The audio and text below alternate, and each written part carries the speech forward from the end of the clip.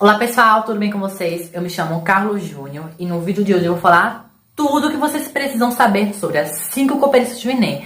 Mas antes disso, não se esqueça de me seguir nas minhas redes sociais, meu Instagram e meu Twitter, que vou colocar do lado, @reicarlos.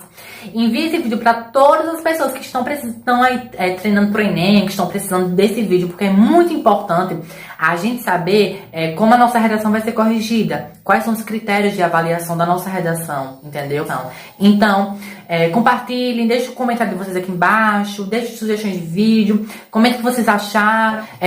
No meu Instagram, eu estarei respondendo todo mundo que me chamar no direct, que estiver lá me seguindo. E bem assim aqui nos comentários, estarei respondendo todos vocês, beleza? Então, vamos pro vídeo. Bom, estou aqui com minhas colinhas, né, as minhas anotações aqui. E eu vou falando aqui pra vocês e a gente vai tendo aqui uma interação muito boa, um papo muito legal aqui. Um papo de aluno para aluno, certo? Cada competência é dividida em 5 níveis. Então, cada nível vale 40 pontos, totalizando os 200 pontos. E somando 200 com 200, né, de cada competência aí, vai dar o 1000. O 1000 que a gente quer. Para vocês saberem mais sobre o que cada nível fala, com mais detalhe, que não vai ser abordado aqui, claro, vou falar o geral de cada competência. Vocês podem jogar aí no Google grade de correção Enem, tá bom? E vocês acham aí, e é isso. Bom, a primeira competência, ela tá associada à gramática, ao uso de gírias, né, a expressões geográficas, históricas, socioculturais e também a marcas de oralidade. Bom, vou falar sobre cada um.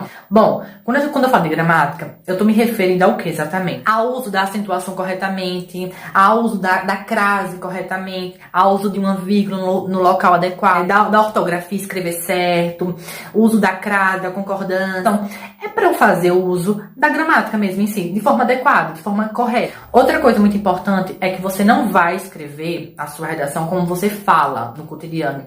A gente fala muitas gírias, a gente tem muitas gírias, às vezes a gente erra muita concordância de muitas frases, palavras, enfim. Então, na redação não pode. Então, a escrita tem que ser formal, a fala é informal, como eu tô tendo aqui com vocês. Outra coisa, expressões geográficas, por exemplo. Quando eu falo expressões geográficas, eu tô falando do oxente, vamos supor, do Nordeste. Você não vai usar o oxente, o oxe na redação, porque se você usa, o corretor facilmente vai poder identificar que você é do Nordeste. E isso não pode ser. Você não pode ser identificado. Então, não precisa usar gíria da sua região, nada que envolve um meio geográfico que lhe identifica ali. O corretor não precisa saber de onde você é. É algo sigiloso, é algo discreto. Então, não é necessário usar esse tipo de gíria. Na verdade, nenhum tipo de gíria. Então, a gente já parte agora para a segunda competência. A segunda competência, ela vai falar sobre compreensão do tema, sobre a estrutura do texto e sobre o repertório sociocultural e também sobre a tese. Vou falar sobre cada um desses. Bom, quando a gente fala de compreensão textual, eu tô falando de entender mesmo o tema. Você entendendo o que o tema tá dizendo, o que o tema quer, ao que o tema exatamente tá se referindo. Você analisou em 2015 a persistência da violência contra a mulher na sociedade brasileira. Tá falando sobre a persistência da violência contra a mulher. Persistência, ou seja, algo que já existe, entendeu? Não é pra eu falar sobre a violência contra a mulher em si. Se eu falar sobre a violência contra a mulher, tô fugindo do tema, não compreendi o tema. Sobre a estrutura. Quando eu falo de estrutura, eu tô me referindo ao texto dissertativo e argumentativo. Ou seja, é aquele velho ditado. Introdução, desenvolvimento, conclusão. Sigo essa estrutura, também já vai contar ponto aqui, já está subindo o nível. Caso você faça outro tipo de estrutura, já vai ser descontado aqui, então você já vai perder ponto aqui. Sobre o repertório sociocultural, é aquilo, o intertexto. Então é obrigatório que você use intertexto. O que é que eu tô querendo dizer com isso? Intertextualidade, pegar, sei lá, uma frase filósofo, uma área de conhecimento, da filosofia, sociologia, da história, e colocar na sua redação. Então, essas coisas, assim, essas áreas de conhecimento, filmes, letras de música, a pesquisa de algum pesquisador, de algum mestrando, enfim, são muito importantes porque enriquece o seu texto, porque traz uma credibilidade. Seus argumentos não é tão válido, sabe? A ponto de você não precisar usar o intertexto, o repertório. Então é muito importante que você use a tese é a definição da sua ponto de vista. Sempre tem uma tese, defender uma opinião, ter o seu ponto de vista, defender o texto inteiro, você vai defender o seu ponto de vista. E na conclusão você vai né, solucionar esse problema. A competência 3, ela fala sobre a defensão da sua opinião e fazer boa colocação dos seus argumentos. O que é que eu tô querendo dizer com tudo isso? Que você vai selecionar, você vai organizar as suas ideias, o seu ponto de vista. É bom que você crie um projeto de texto, por exemplo, porque já lhe ajuda a ter uma noção, a hierarquizar as suas ideias. Suas ideias devem ser contínuas. Por exemplo, falei uma coisa aqui, tal, deu ponto, vou falar sobre outra coisa, nada a ver com o que eu falei anteriormente. Então, você falou uma coisa aqui e outra aqui depois do ponto, vai fazer com que você provavelmente perca a nota. Porque não tem o que você disse anteriormente não tem uma ligação com o que você vai dizer agora. Suas ideias devem seguir uma linearidade.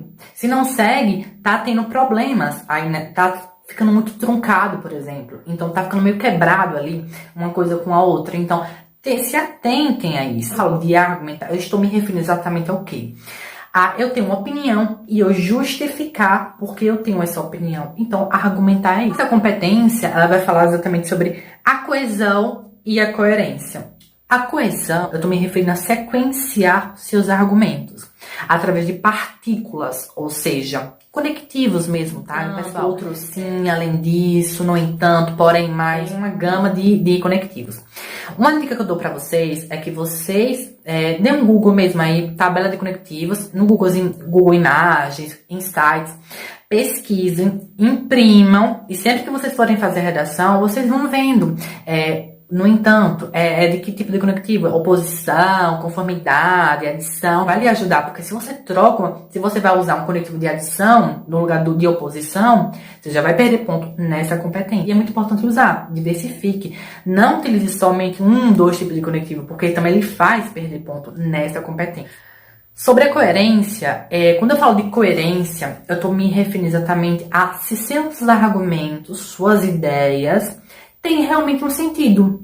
Se tudo que você está falando realmente tem alguma ligação com o tema, se realmente tem alguma lógica, os seus argumentos, suas ideias, seus pensamentos, tem realmente uma lógica. Então, frases sem a tal explicação, que no caso seria argumentação, aí já perdem ponto, frase solta, perde ponto. Outra coisa que ele faz perder ponto também nessa competência em relação à coerência é uma contradição. Você diz uma coisa aqui e aqui embaixo, sei lá, no primeiro desenvolvimento, no segundo já vou dizer outra. Então, cadê a lógica disso aqui? Não tem lógica. É algo ilógico, é algo sem lógica, sabe? Fica muito paradoxal, você não entende muito bem, o corretor, na verdade, não vai entender muito bem o que é que você acha sobre e tudo isso e tudo. A redação do Enem, ela é basicamente para você dar a sua opinião sobre aquele tema. Em terceira pessoa, claro. Mas é pra você dar a sua opinião. Então, se eu sou contraditório, tem como saber minha opinião de fato? Não tem, galera. Então, se atente. Última competência, ela fala exatamente sobre as possíveis variantes, no caso, que seriam soluções, né? Basicamente, como eu vou resolver esse problema? Ela é composta por 5 elementos. Agente, ação, modo, finalidade e o detalhamento. Anota esses 5 elementos que são muito importantes.